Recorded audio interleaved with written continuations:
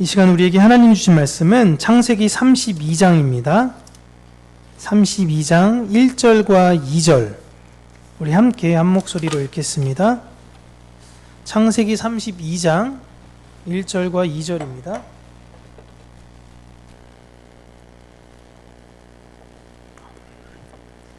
우리 함께 읽겠습니다. 야곱이 길을 가는데 하나님의 사자들이 그를 만난지라. 야곱이 그들을 볼 때에 이르기를 이는 하나님의 군대라 하고 그 땅 이름을 마하나임이라 하였더라. 아멘.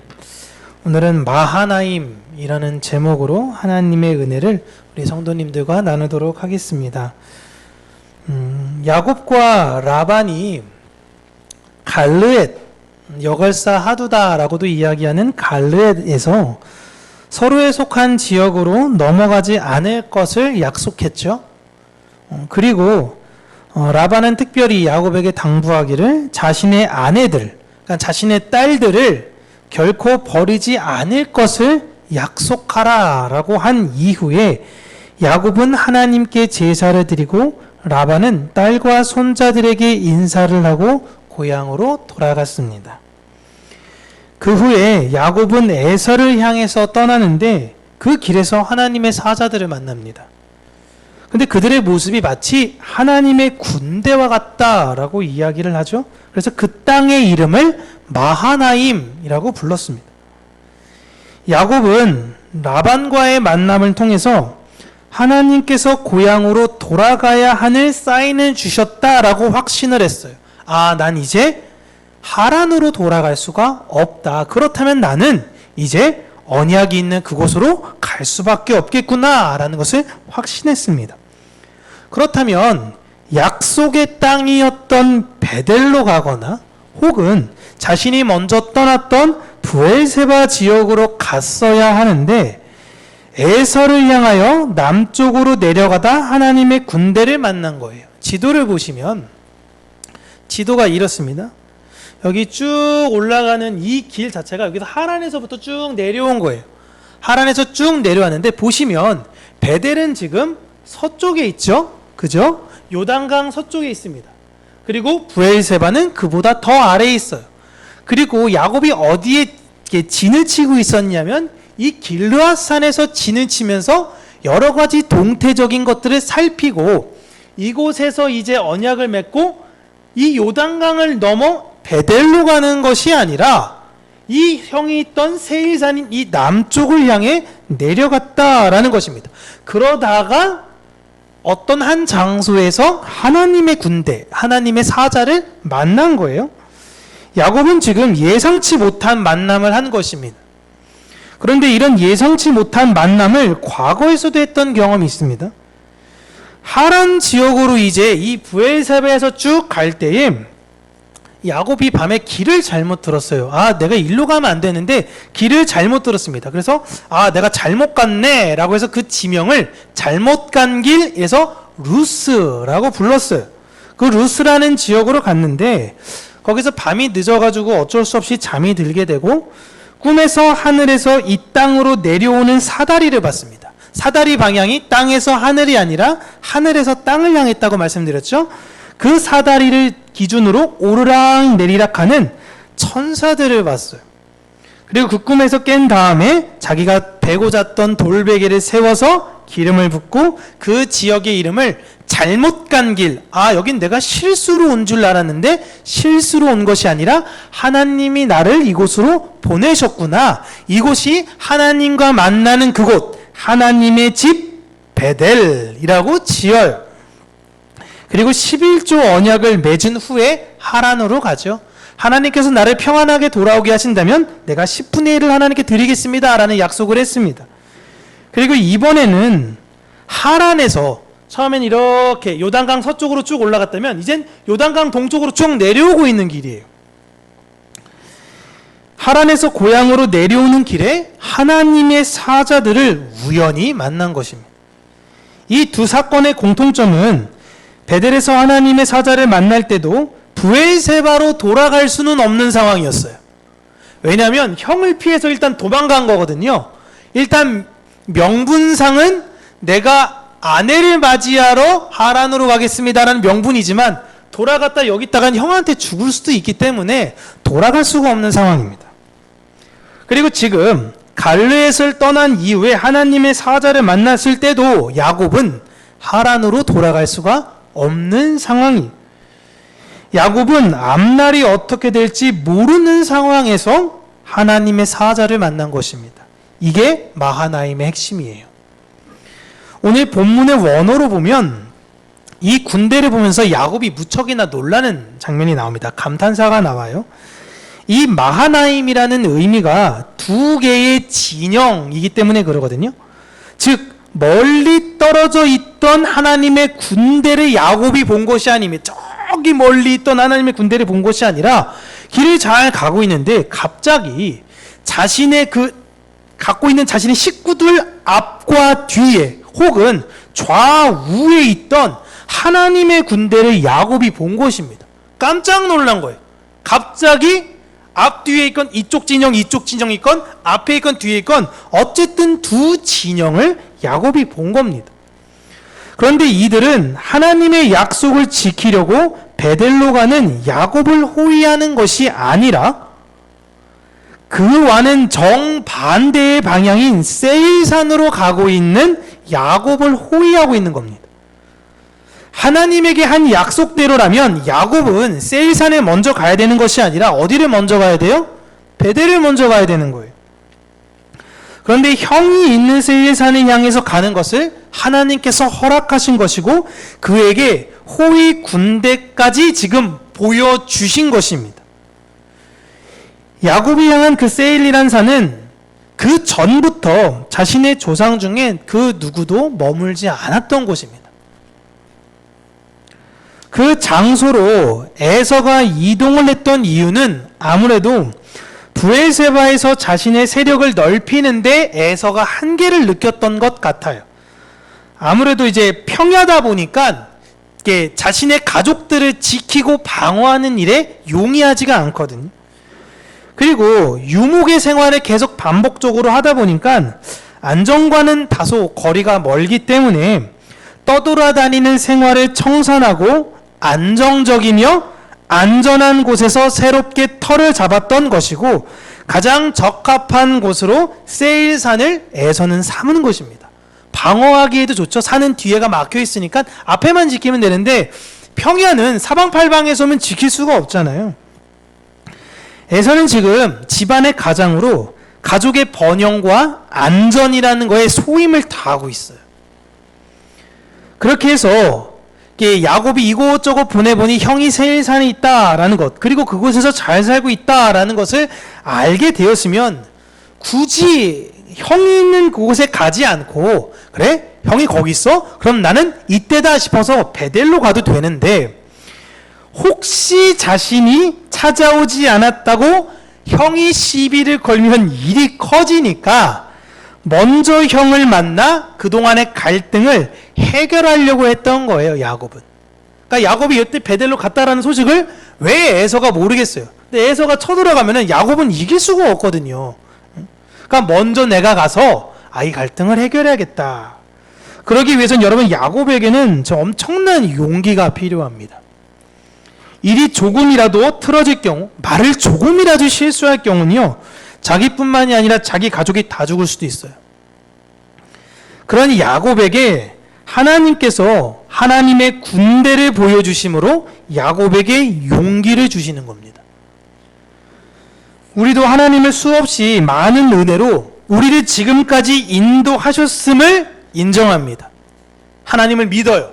하나님이 지금 나를 여기까지 인도해 주셨다는 걸 아는데 희한하게도 다가올 불안만 만나면 두려워요. 다가올 불안만 나가면 이거 망하는 거 아니야? 그 잘못되는 거 아니야?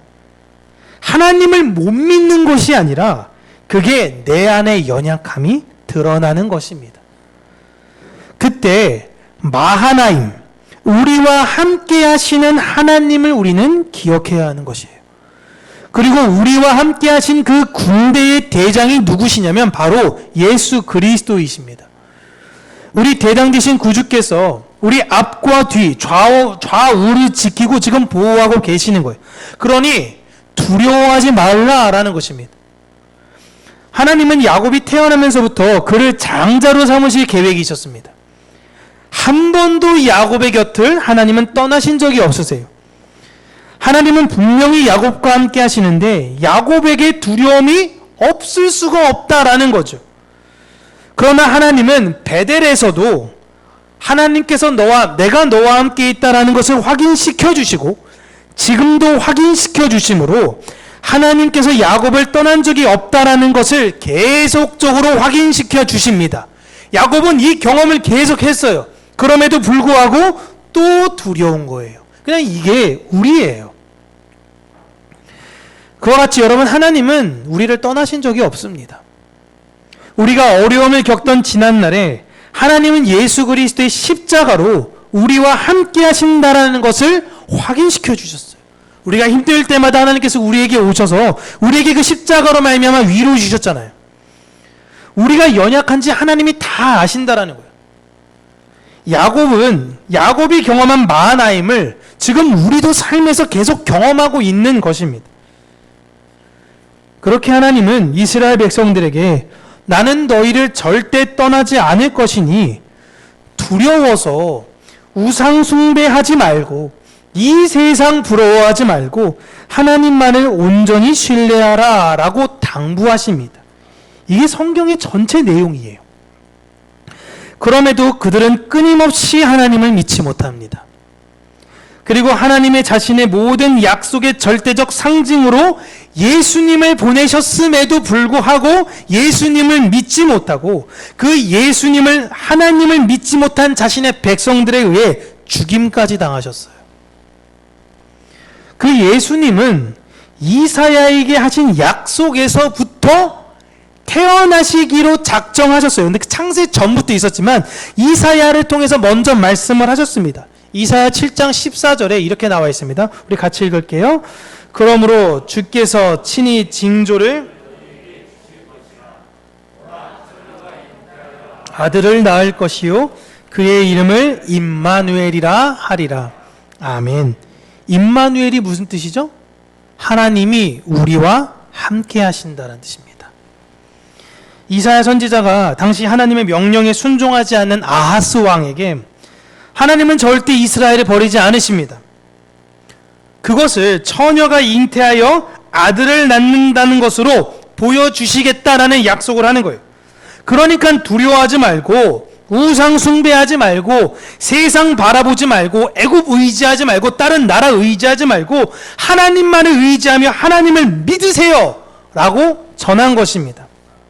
그런데 저런 이야기를 아하스 왕은 더 얼토당토 않는다라고 생각한 것입니다. 그러나 하나님은 이스라엘을 버리지 않는다는 것을 알게 하기 위해 이러한 말도 안 되는 사건을 통해 보여주실 거라는 것을 이사야를 통해 약속하신 거예요. 그렇게 처녀에게서 온 그 이가 하나님의 약속, 하나님이 우리와 함께 있다라는 그 약속을 이루어 오신 존재이고 그를 통하여 하나님께서 자신의 백성을 결단코 버리지 않고 반드시 구원하며 하나님 나라로 이끄신다라는 것을 믿으라는 것입니다. 그래서 우리가 천국은 예수를 믿음으로 가는 거예요. 그리고 이 약속으로 예수님께서 오셨습니다. 우린 이걸 믿지만 예수님이 태어나시기 전에 마리아의 약혼자인 요셉은 사실 이 이야기가 너무 절망적인 상황이었던 거예요. 자신의 약혼녀인 마리아가 자신에게 찾아와서 자기가 하나님으로 말미암아 임신하게 됐다라는 이야기를 듣게 된다면 요셉의 마음이 사실 어땠을까요? 너무 절망적이었을 것입니다. 그녀의 말을 믿지 않았어요. 차라리 그냥 말 안 하고 그냥 태어난 애가 그냥 나로 인해서 태어난 애라고 우기면 차라리 우기면 그냥 그나마 넘어갈 수 있을 텐데 떳떳하게 자기한테 찾아와서 임신했다. 근데 남자가 아니라 하나님으로부터 임신했어요. 이게 더 미치는 겁니다, 사람. 이게 믿으라는 이런 얘기를 왜 하는 거지? 라는 생각을 했을 거예요. 예? 그리고 이런 마리아의 행위는요, 율법에 의하면요, 돌에 맞아 죽어야 돼요. 간음이기 때문에. 내가 이거를 고발하게 돼서 이 여자랑 이렇게 돼서 헤어지게 됐습니다라는 걸 이야기하는 순간 큰일 나기 때문에 조용히 그녀와의 관계를 끊고 그냥 당신과 관계 가진 그 남자에게 가서 시집 가라 라고 요셉은 보내려고 했어요. 굉장히 착한 사람이죠. 그런데 생각은 이렇게 해도 잠이 제대로 오겠습니까? 그렇게 밤새 뒤척이다가 겨우 잠든 요셉에게 꿈에서 하나님의 사자가 나타나서 말하기를 두려워하지 말라라고 합니다. 그리고 약속을 주신 게 이사야 말씀을 다시 한번 하신 거예요. 마태복음 1장 23절입니다. 제가 읽을게요. 보라, 처녀가 잉태하여 아들을 낳을 것이요 그의 이름은 임마누엘이라 하리라 하셨으니 이를 번역한즉 하나님이 우리와 함께 계시다 함이라. 아멘. 모든 이스라엘이 기다린 그 메시아가 지금 태어날 것을 들은 것입니다. 나의 약혼녀에 의해서 태어날 그이가 메시아라는 걸 요셉은 들은 거예요. 그리고 우리는 하나님의 약속으로 이 예수님이 오신다라는 것을 믿습니다. 그 약속을 믿어요. 다시 오신다라는 걸. 그리고 예수님은 하늘로 가시면서 우리에게 분명히 약속하신 게 뭐냐면 내가 다시 올 건데 너희들과도 함께 있을 거야 라는 약속을 하셨어요. 마태복음 28장 20절 하반절에 이렇게 나와 있습니다. 같이 읽을게요. 볼지어다 내가 세상 끝날까지 너희와 항상 함께 있으리라. 아멘. 여러분 이게 이해가 되십니까? 예수님이 지금 하늘로 올라가십니다. 내가 다시 올게. 다시 올 거야. 근데 내가 세상 끝날까지 너랑 함께 있을 거야? 모순이잖아요. 간다는 거예요? 나랑 함께 있겠다는 거예요. 나 갈 건데 너랑 함께 있을 거야. 우리는 지금 이해할 수는 없지만 예수님 지금 하늘에 계시면서 우리와 함께 계신다라는 거예요. 이 말은요, 거꾸로 지금 우리가 예수님과 함께 있다면 이 세상에서 우리 또한 지금 하늘에 있다는 의미입니다. 야곱은 하나님이 계신다라는 것을 믿었습니다. 그러나 그분이 자신과 계속 함께 계신다라는 확신은 없었어요. 여러분은 어떠시죠? 하나님의 살아계심과 그분이 나와 함께 하심을 여러분은 절절히 믿으십니까? 내 모든 순간순간마다 그분이 나와 동행하신다라는 것이 여러분 믿어지십니까? 이게 죄인들한테는 여간 불편한 내용이 아니에요. CCTV로 나를 일거수일투족 다 보고 있다는 얘기잖아요. 이게 얼마나 불편합니까? 죄 져야 되는데. 그러나 하나님 안에 의롭고 자유한 자에게 있어서는 이거보다 기쁜 이야기는 없고 이거보다 안심되며 든든한 이야기는 없다는 것입니다. 분명한 건 예수님은 자신의 백성과 함께 하시며 하나님이 우리와 함께 있다라는 것은 예수님이 우리와 함께 있다라는 것, 내가 너희와 함께 있다라는 건 하나님이 우리와 함께 있다라는 것과 같은 의미다라는 것입니다. 지금 야곱은 에서라는 벽 앞에서 너무 큰 두려움에 떨고 있습니다. 그런 그에게 하나님께서 마하나임으로 위로를 주셨어요. 내가 너랑 함께 있어. 내가 너를 지켜줄 거야. 걱정하지 마. 그러나 조금만 더 지나면 또 야복 강가에서 무너진 야곱을 우리는 만나요. 하나님을 못 믿는다는 게 아니라 그 죽음이라는 그 공포 앞에 연약한 우리의 모습을 그대로 보여주고 있는 거예요. 그 앞에서만 여러분 그 누구도 이게 믿음이 없어 이렇게 이야기할 수가 없는 것입니다. 하나님은 일부러 우리를 그 위치 가운데 세우시는 거예요. 왜? 하나님을 의지해야 된다는 걸 알게 하시기 위해서요. 우리의 인생의 큰 벽에 서 있을 때 우리에게 십자가로 성령님께서 위로를 주십니다. 그러니까 삶 위에 하나님은 여러분 우리와 함께 계시는 거예요. 예수님의 그 십자가를 성령님께서 깨달아 알게 하여 주세요. 그러니까 우리가 위로를 얻죠. 그래서 그분의 이름이 뭐냐면 보혜사예요. 위로를 주시는 분입니다. 그 위로를 통해 우리는 무엇을 확신합니까? 하나님이 나와 함께 하시는구나. 임마누엘, 이걸 믿고 다시금 가는 거예요. 예수 그리스도의 십자가, 성령의 위로, 하나님의 존재에 대한 온전한 인정. 그렇게 우리는 이 세상을 담대하게 살아갈 수 있다는 것입니다. 성경이 우리에게 반복적으로 두려워하지 말라라고 이야기하는 것은 우리가 그만큼 연약하기 때문에 그래요. 그렇게 우리는 하나님의 보호하심을 바라보며 살아가는 존재들입니다. 예전에 저는 제가 믿음이 참 있다고 생각을 했어요. 아, 그래, 이 정도면 좀 믿음이 견고한 사람 아닐까? 라고 스스로 교만하고 착각했습니다. 근데 하나님을 알고 말씀을 알면 알수록 나를 볼 때마다 느껴지는 건, 내가 누구를 위해서 기도할 수 있는 시간이 어디 있을까? 내가 이렇게 추악하고, 내가 이렇게 연약하고, 내가 이렇게 모질한데, 나를 위해서도 이렇게 기도할 수밖에 없는데, 마치 내가 믿음이 대단한 것처럼 다른 이들을 위해서 기도하고, 이런 교만에 빠져 있는 저를 발견하게 된 거예요.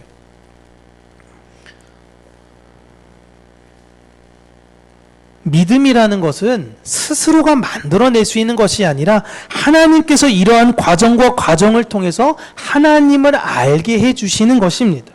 고로 그 누구도 나는 믿음이 있습니다 라고 함부로 이야기할 수 없다라는 것입니다. 또한 하나님은 자신의 백성을 결코 버리지 않으시니 여러분 두려워하지 마세요. 성경에서는 그런 거 없습니다. 우리의 받은 구원을 하나님이 너 행실이 올바르지 않는다고 해서 하나님이 취소하거나 구원받기로 했던 백성을 유기하지 않으십니다.